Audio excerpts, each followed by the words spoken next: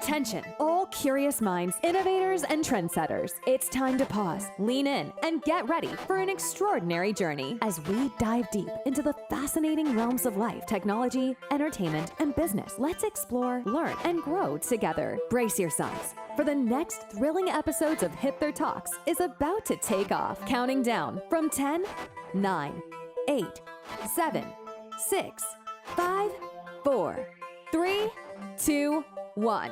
And here we go. Hi everyone, Zoltan here. We're back again this week with the Hipther Talks, and this time we're going back to our roots, to the gambling industry. And what better way than to have a guest from our friends at Endorphina. Today I'm speaking with Lohith Chittajallu. He's manager of partnerships and expansions at Endorphina. I think he's also in charge of Austria, Canada, the Indian subcontinent, and Switzerland. Lohith, I hope I got everything right. Yes, I'm really surprised that you got my name right, and it was pronounced perfectly fine. So it's all good. But All yeah, right. Thanks again, Zoltan, for having me on your podcast. It's a pleasure to be here. And it's again nice to meet you after Prague Gaming Summit last year. Exactly. Yeah, we met last year in March at Prague Gaming Summit, and probably going to meet again in March at the next Prague Gaming and Tech Summit. All right. So before we dive into the set of questions, I just want to.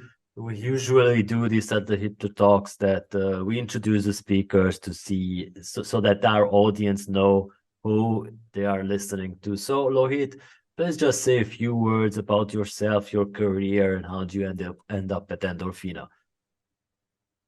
So, as you already told, my name is Lohith Chittajallu, and I'm from India. So basically, I wanted to pursue masters abroad, and I want to experience something new other than every other Indians going to US or Canada, and I chose Czech Republic. And after I came here, finished my masters, Endorphina reached me out, to join them, and it was my first job right after college. And after 2 years, I'm still with them. Yes, it's been a great experience, and I'm actually looking forward to know more about the industry in the near future. I really wanted to experience something new, and that's the main purpose why I came here. And gambling was something quite foreseen in Indian market, and I want to know what the market is really about. And I think I'm loving it so far. All right, it's good to hear that. And by the way, to our listeners, Prague is a wonderful city, and it's a very nice place to work and live in. So, what sets Endorphina apart from the other casino slots providers, and why should customers choose you guys? That's a good question. When I joined Endorphina, our director, as part of the training session, the first task given to me was actually to know more about Endorphina, is to go through the games catalog. And I started almost for a week. I started going through all the games, and there's particularly one game called Goddess of War. And it's a slot game based on an Indian character. And I was so intrigued with the design. It was so accurate to the actual deity that we praise or look up to in India. And I was asking our director, the designers are somewhere from here in Czech Republic. How did you really manage to get that intricate details so perfectly well? And he happened to mention that in order to design this game, our designers travel to India, and they spend around 3 months traveling around, trying to get inspiration for the new character for a new game. And they found this deity, and they were so inspired, and they want to make this game. And after knowing this, I happen to also know that behind every game that we make, there is some kind of a story or intensive research that goes through actually making one game. And that's what actually made me connect with our games. And after knowing this, I can compare with other competitors or other slot games in the market, and I can see why Endorphina makes better games. And if not say one of the best, in my opinion, and that's why I actually like them. And this is what makes them special from everyone, so many other providers. I mean, every provider has their own take and own make on their games, and this is something Endorphina has got it, that they take intensive time and research in order to develop one game. It takes around like at least 3 months to 1 year in order to just release one slot game at Endorphina. And I can see that kind of a time and research really speaks in the quality of the game and the story of the game itself. And I think that's what sets Endorphina apart in my opinion. All right, not to mention the trail of getting the games certified by gambling laboratories and stuff like that, because the Czech Republic Yes. is very hard example in terms of game certification. So we know that Endorphina has an extensive knowledge and experience to attending gaming conferences and exhibitions, and this week is all about talking about the first conferences that are happening in the industry. So considering your extensive experience in attending these exhibitions, could you please share some, maybe let's say 7 tips to effectively prepare to attend an exhibition? The first, it's been 2 years and I've traveled to many events. I think the first thing I would say is actually try to get more sleep as much as possible. I think that's the most important things I always felt going through an events. But jokes apart, after traveling this many events, there is something I realized. Planning an event is not just about getting tickets or attending the events and having meetings and coming back. There are 2 aspects, in my opinion. One is a personal aspect and one is a professional aspect. There are events which are very big in terms of the number, and there are events just like a one-day events. And after going through all of them, no matter what, at the end of the day, because you're at the event from morning till evening, you're exhausted. And this is something, as you personally have to get through it in order to have a better experience at this events or to make the best out of the events. So I always say, even to some of the newcomers at our company, or someone else coming to the events, I always happen to make sure that, if you're going, please take care of your personal health. Like, try to get more sleep, be hydrated, make sure that you're taking proper health care during an event, which are very crucial things first, because crucial things you have to take care about you, because if you're able to perform well at the event, you're automatically making a good performance for your company as well. So this is something that should be taken care of, in my opinion. And other than that, coming to more professional way, as you know, I mean, you have been to many events as much as actually, to be honest, more than what I did. And I think it's always the best one. I mean, the primary most thing to be known is that you have to be ready for any changes. I mean, any last minute changes. I mean, yes, you plan you plan a great event, you already schedule your meetings, and you're always hoping to meet more new clients, but you also have to be always prepared for a last minute changes and adjust your calendar accordingly. I think these are something that are usually foreseen and which kind of affect your schedule. So I think the best way to actually solve this problem is to have more jiggle room between your scheduled meetings and some more free time in the event, so that even there is any change in your plans, you can always accommodate the new changes in the plans. And other than that, the best thing to also make the best of the events is, of course, to make plans with your clients. We're talking about the strategic plans for the whole year or the upcoming year, meeting more new clients. And I think that's making the best of the events, in my opinion. All right, I really like that in terms of what you said about personally being prepared with your health, because that's as an event organizer, I can say that it's crazy. As an attendee of a conference, it's also crazy, but you must be prepared for that. Hydrate and stuff like that. Even do yoga in the morning.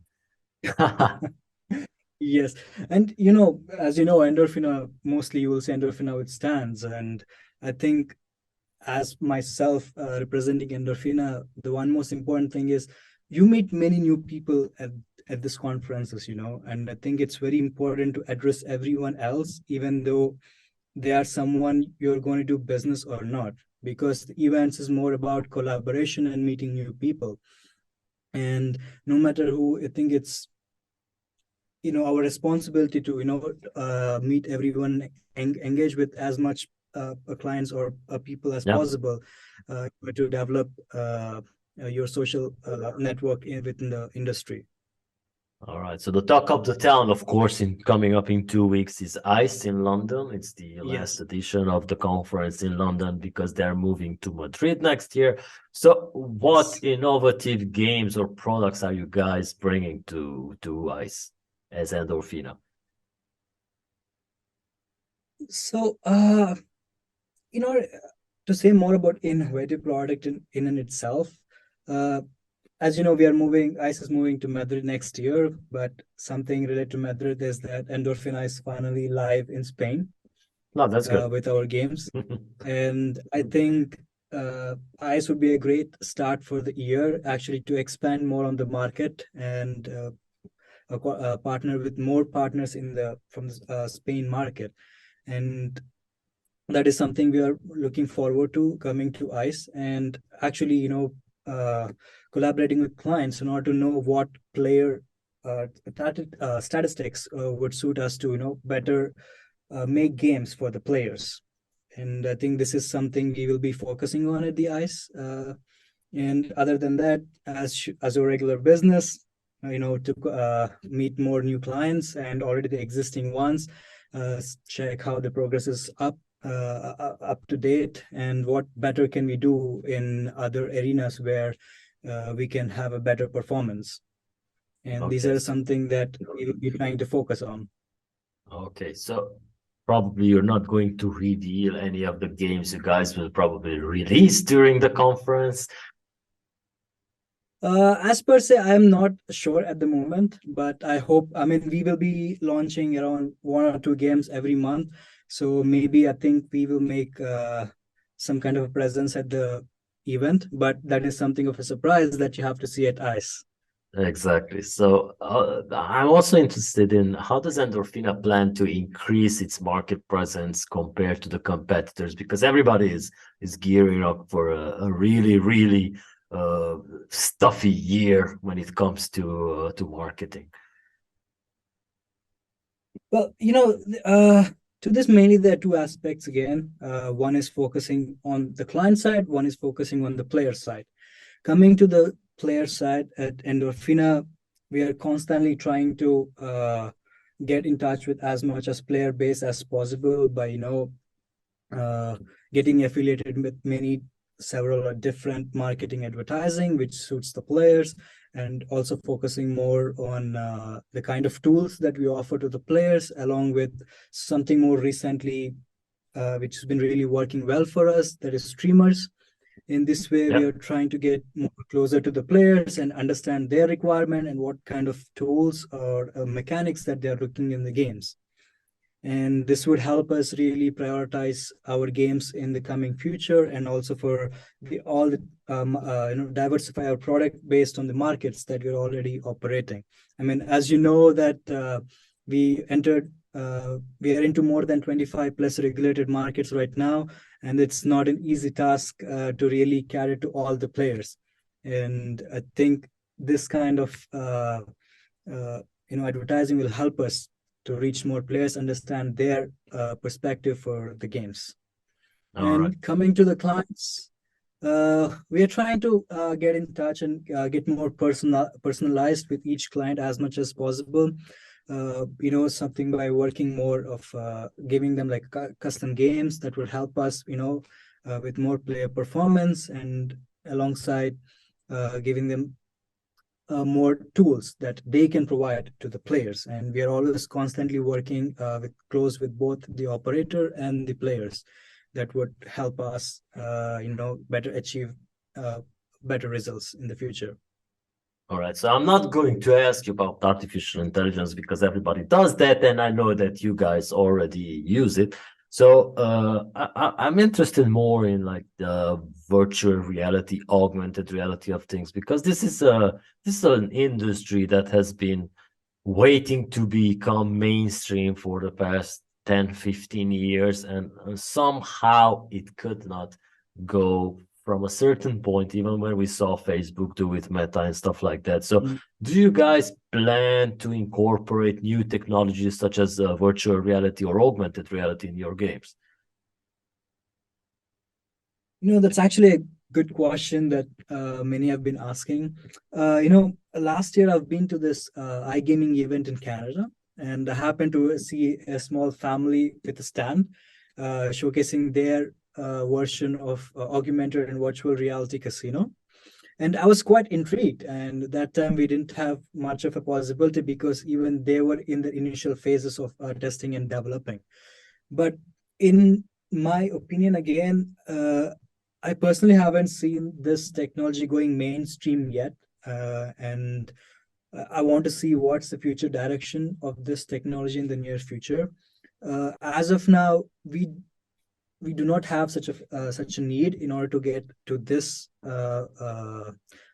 innovative technologies yet. But if there a chance comes and there is more a polished version of a platform that is based on virtual reality, I think we will be looking forward in order to develop games that suit this kind of innovations.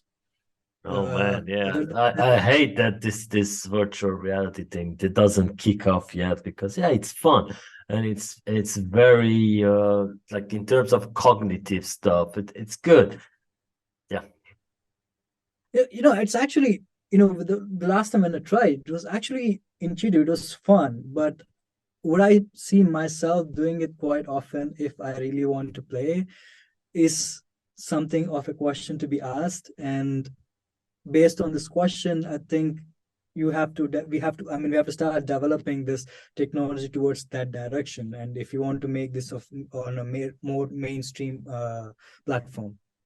All right. So yeah, it's I think it's a matter of habit, because there are some studies that if you do something for 28 days, it becomes a habit. So maybe if you could play casino in virtual reality for a month, maybe it would become a habit, and you will only stay in that version. So another question for you, and as a closing question, I'm interested in what are your company's strategic goals for this upcoming year, and how do they reflect in your portfolio? So, as I mentioned previously, we are in more than 25 plus regulated markets, which most of them we entered last year. And so also our new addition, Spain, that we went live, we entered several markets. I think it's now important for us in order to capitalize these markets. And I think that is something we will be focusing this year moving forward, and also maybe focus on few other missing markets in Europe that we currently do not possess. So that would be something of a good plan going ahead. And other than that, since we are into more new markets, I think we will be planning more games that are more catered to these specific markets. And that is something I'm looking forward to have this in our portfolio. And I hope we can cater more players in the near future. All right. So Lohith, thank you so much. I'm wishing you all the best in London in 2 weeks, and I guess we'll see each other in person at the end of March at our event in Prague. Yes, of course, we will definitely meet there. All right, looking forward to. So for our listeners, thank you for joining us again this week, and we will be back next week with even more information. So stay cool. Bye. And that's a wrap for this section of Hipther Talks. Thank you for being a part of our journey today. Don't forget to tune in next week for more insights and discussions. Stay connected with us on Spotify, YouTube, Google Podcasts, Amazon Music, Apple Podcasts, and more. Until then, keep exploring and keep growing. We'll see you next time.